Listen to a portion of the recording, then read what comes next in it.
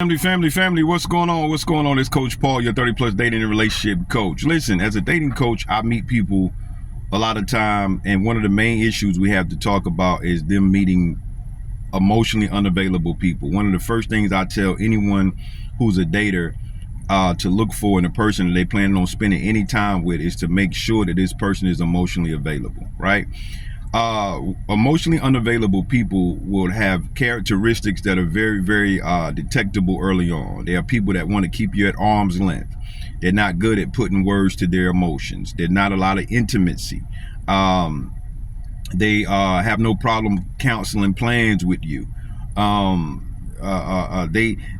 don't want to have real deep conversation. These are typically people they don't have a track record of lengthy or long relationships. These are people who typically are maybe emotionally unavailable people. Now, the problem is a lot of times with daters, it seems as if you constantly attract these types of people who are really voided and emotionally unavailable.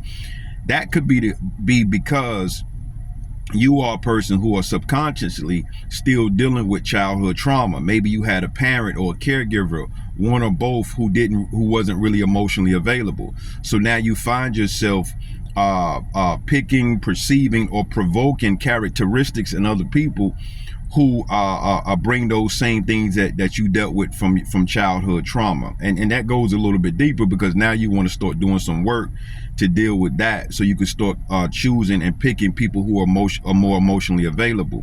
If you're a person who's always constantly attracting people who seem emotionally available, it could be also that you have low self-esteem, or that you've always had to feel like you had to work for love, so you don't feel like you're really deserving of it. So you want to be in relationships where it's a lot of work. I've seen people who are in relationships with people who are emotionally available, and they call those relationships boring because there's no really work, there's no struggle love attached to it, so these are things you want to look at when you're dating to make you a little bit more, help you to be a little bit more successful and dating and meeting more emotionally available people. One of the things I always say is journal your dating journey, so you can track your dating your dating patterns. If you constantly are connecting with these types of people, it could be that you're dealing with some trauma that has been unresolved, and you're constantly going around the same mountain with the same types of people over and over. Or you can get yourself to a place where you work through some of these things, and guess what?